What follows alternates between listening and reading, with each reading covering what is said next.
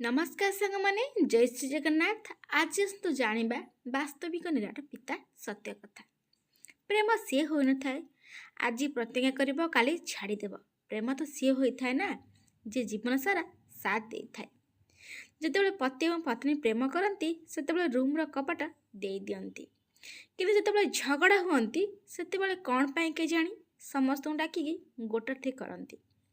आपणक झगड़ा आपणक भितर ही सॉल्व करंतु, तृतीय व्यक्ति को आ भितर पशिबाकू दियंतु नहीं। कर्म कही थाए कि सबुले प्रस्तुत रुहंतु एका रहिबा पई, काहेकि ना किछि लोक हठात बदली जाई थांती। आज आपण जहा पई महत्वपूर्ण थिले काली ता पई आपणकर कोनोसी भी हेले मूल्य भी रहिबो नाही।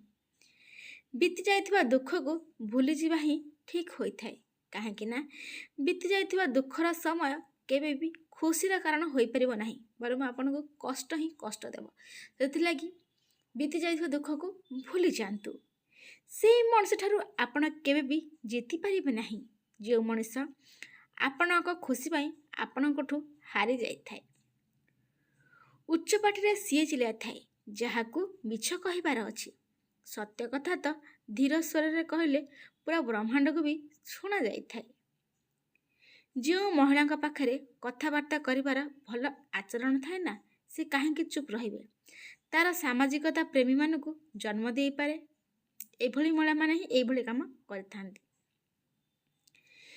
जेपरि पोषण चिंताधारा मध्य ठीक सही परी, काहेकि ना किछि पुरुष मानक पई महिला लक्ष्मी होई थांती एवं से किछि पुरुष मानक पई महिला चाकराणी होई थांती।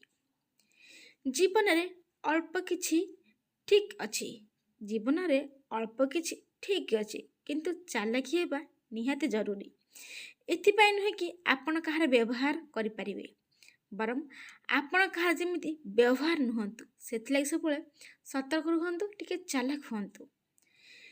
किछि अलगा करिबार अछि त भिड़ा भितर बाहरी की चालंतु। भिड़ा तो साहस दे थाए किंतु परिचय छड़े नहीं थाए। सेथिलागि भिड़ा भितर बाहरी की चलिले आपण आपण जे गोटे परिचय सृष्टि करि परिबे। सांग माने जदि अवस्था गरीबी हेबो ताहाले चलिबो, किंतु भावना गरीबी हेबा कथा नुहे।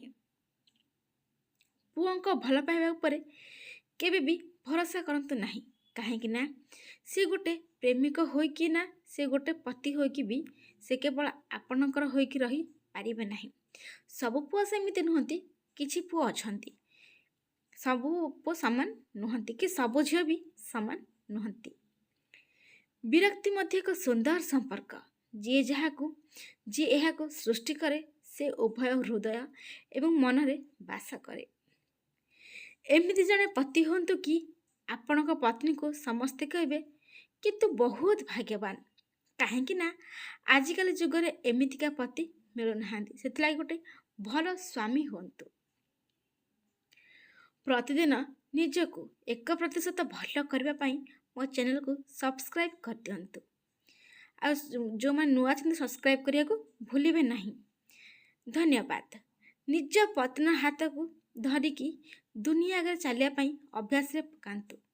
निज पत्न हाथ को धरिकी दुनिया आगे चलिबा पई अभ्यास रे पकांतु, काहेकि ना ए दुनिया सेई महिला को इज्जत दे थाए जहां का पति दुनिया आगे निज पत्नी इज्जत करता। यह हूँ निराट सत्य कथा। सांग माने जीवन रे एते व्यस्त रुहंतु कि दुख पाई, घृणा पाई, क्रोध पाई, एही सब पाई आपण जेमिति समय न मिले।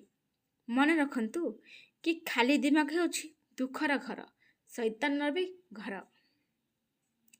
किछि पति अछंती खुशी रहे पाई निज पत्नी सहित निज सब समय बिताई थांती एवं आउ किछि पति खुशी खोजिया पाई निज पत्नी ठारू दूरे जाती। देखंतु एई भितर केते फरक।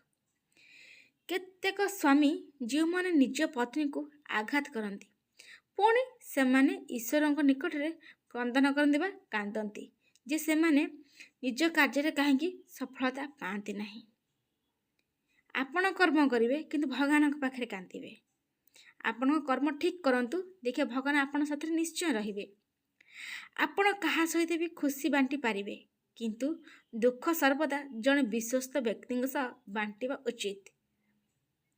ଆଜିକାଲି ସଂସାରରେ ସବୁଠାରୁ ବଡ଼ ଅପରାଧ ହେଉଛି କାହାକୁ ପଇସା ଉଧାର ଦେବା ଏବଂ ତାଠୁ ବି ବଡ଼ ଅପରାଧ ହେଉଛି ନିଜର ଉଧାର ଦେଇଥିବା ପଇସାକୁ ମାଗିବା ଏବଂ ତାପରେ ଆପଣ ତାର ଶତ୍ରୁ ଭଳି ହୋଇଯିବେ। ଏଇଟା ହିଁ ହେଉଛି ନିରାଟ ଆଉ ବାସ୍ତବିକ ସତ୍ୟ କଥା। ଯେତେବେଳେ ପଇସା ଆସିଥାଏ ତ ସେତେବେଳେ ଇଜ୍ଜତ ମିଳିଥାଏ, କିନ୍ତୁ ମନେ ରଖିବେ ସେଇ ଇଜ୍ଜତ ପଇସାକୁ ମିଳିଥାଏ, ଆପଣଙ୍କୁ ନୁହେଁ। ଏଇ କଥାକୁ ଟିକେ ମାଇଣ୍ଡରେ ରଖିଥିବେ। ଯଦି ଆପଣଙ୍କ ହାତରୁ ପଇସା ଚାଲିଯାଏ ନା, ଆପଣଙ୍କୁ କେହି ବି ଇଜ୍ଜତ କରିବେନି। ସେଥିଲାଗି ସବୁରି ମୂଳରେ ପଇସା। ଧନୀମାନେ ସବୁଆଡ଼େ ମିଳନ୍ତି, ବିବେକ ଥିବା ଲୋକଙ୍କୁ ଖୋଜିବାରେ ହିଁ ଅସୁବିଧା ହୋଇଥାଏ। ସତ୍ୟ କଥା, ସମସ୍ତଙ୍କ ପାଖରେ ବିବେକ ନଥାଏ। ଭଲର ଆରମ୍ଭ ନିଜଠୁ ହିଁ କରିବାକୁ ପଡ଼ିଥାଏ। ଭଲର ଆରମ୍ଭ ନିଜଠୁ ହିଁ କରିବାକୁ ପଡ଼ିଥାଏ। କାହିଁକି ନା ଅନ୍ୟକୁ ଚନ୍ଦନ ଟୋପା ଲଗାଇବା ପୂର୍ବରୁ ପ୍ରଥମେ ନିଜ ଆଙ୍ଗୁଠିରେ ଲଗାଇବାକୁ ପଡ଼ିଥାଏ। ସବୁବେଳେ ହେଇଥିଲାଗି ସବୁବେଳେ ଭଲର ଆରମ୍ଭ ନିଜଠାରୁ ହିଁ କରନ୍ତୁ। ପ୍ରତିଶୋଧ ନେବାରେ ସମୟ ବର୍ବାଦ ଜମା ବି କରନ୍ତୁ ନାହିଁ। କାହିଁକି ନା ଆପଣଙ୍କୁ କ୍ଷତି ପହଞ୍ଚାଇଥିବା ଲୋକ ଶେଷରେ ସେ ତା ନିଜ କର୍ମର ଫଳ ସାମ୍ନା ଅବଶ୍ୟ କରିବ। ଯିଏ ଯେଉଁ କର୍ମ କରିছে ସେ ନିଶ୍ଚୟ ଭାବରେ ତାର କର୍ମର ଫଳ ନିଶ୍ଚୟ ପାଇବ। ସେଥିଲାଗି ଆପଣ ପ୍ରତିଶୋଧ ନେବାରେ ସମୟ ବର୍ବାଦ କରନ୍ତୁ ନାହିଁ। ଯେତେବେଳେ ବି ଆପଣ ଭାଙ୍ଗି ପଡ଼ୁଛନ୍ତି ନା, ଆପଣଙ୍କୁ ଏକାକି ଭାଙ୍ଗିବାକୁ ପଡ଼ିବ। କାହିଁକି ନା ଏ ଦୁନିଆ ତାମସା ଦେଖିପାରେ ପୁରା ମାହିର। ପାଖରେ ପଇସା ହେବା ବହୁତ ଇମ୍ପୋର୍ଟାଣ୍ଟ ଭାଇ। ପାଖରେ ପଇସା ହେବା ବହୁତ ଇମ୍ପୋର୍ଟାଣ୍ଟ ଭାଇ। ହ୍ୟାଣ୍ଡସମ୍ ତ ଅମ୍ବାନୀ ପୁଅ ବି ନୁହେଁ। ଏହା ହେଉଛି ବାସ୍ତବିକ ସତ୍ୟ କଥା। ବାହାଘର ପରେ ଗୋଟିଏ ଝିଅର ଖୁସି ନା ତା ଶାଶୁଘର ଲୋକଙ୍କ ହାତରେ ଥାଏ ନା କି ତା ବାପଘର ଲୋକଙ୍କ ହାତରେ ଥାଏ। ଖୁସି ତ କେବଳ ତାଙ୍କ ପତିଙ୍କ ହାତରେ ଥାଏ। ସତ କଥା ସାଙ୍ଗମାନେ, ବାହାଘର ପରେ ଗୋଟେ ଝିଅର ଖୁସି କେବଳ ତା ସ୍ୱାମୀଙ୍କ ହାତରେ ହିଁ ରହିଥାଏ। ଭଲ ପାଇବାକୁ ଏହି ଲୋକମାନେ ବଦନାମ କରିକି ରଖିଛନ୍ତି। ଅନ୍ୟଥା ବେଦି ଚାରିପଟେ 7 ଘରା ନେଲା ପରେ ବି ଧୋକା ମିଳିଥାଏ। ସତରେ ସାଙ୍ଗମାନେ, ନିରାଟ ସତ୍ୟ କଥା। ସାର୍, ସମୟ ବଦଳୁଛି। ପୂର୍ବରୁ ବୟସରେ ବୟସ୍କଙ୍କୁ ସମ୍ମାନ ଦିଆଯାଉଥିଲା, ବର୍ତ୍ତମାନ ଆୟରେ ବୟସ୍କଙ୍କୁ ସମ୍ମାନ ଦିଆଯାଉଛି। ସତ କଥା, ଯାହାର ଯେତିକି ରୋଜଗାର, ଯେତେ ହାଇଫାଇ ରୋଜଗାର, ତାକୁ ସେଇଭଳିଆ ସମ୍ମାନ ଦିଆଯାଉଛି। ଆଜିକାଲି ସବୁ ଜିନିଷରେ ପଇସାକୁ ଦେଖାଯାଉଛି। କାହା କୋଳରେ ଜମା ବି ହେଲେ ମୁଣ୍ଡ ରଖିକି ଶୁଅନ୍ତୁ ନାହିଁ। କାହିଁକି ନା ଯେତେବେଳେ ସେ ସାଥ ଛାଡ଼ିକି ଚାଲି ଯାଇଥାଏ ନା, ସେତେବେଳେ ରେଶମୀ ତକିଆରେ ବି ନିଦ ଆସିନଥାଏ। ସେଥିଲାଗି କାହା କୋଳରେ ମୁଣ୍ଡ ଦେଇକି ଶୋଇବା ଅଭ୍ୟାସ କରନ୍ତୁ ନାହିଁ। ଦର୍ପଣ ମୋର ସବୁଠୁ ଭଲ ସାଙ୍ଗ ହୋଇଥାଏ। କାହିଁକି ନା ମୁଁ ଯେତେବେଳେ କାନ୍ଦୁଥାଏ ନା, ସେ କେବେ ବି ହସି ନଥାଏ। ସତରେ ସାଙ୍ଗମାନେ, ଏମିତି ନୂଆ ଭିଡ଼ିଓ ଦେଖିବା ପାଇଁ ସାଙ୍ଗମାନେ ଚ୍ୟାନେଲକୁ ସବସ୍କ୍ରାଇବ୍ କରିଦିଅନ୍ତୁ, ଲାଇକ୍ କମେଣ୍ଟ ସେୟାର ବି କରନ୍ତୁ।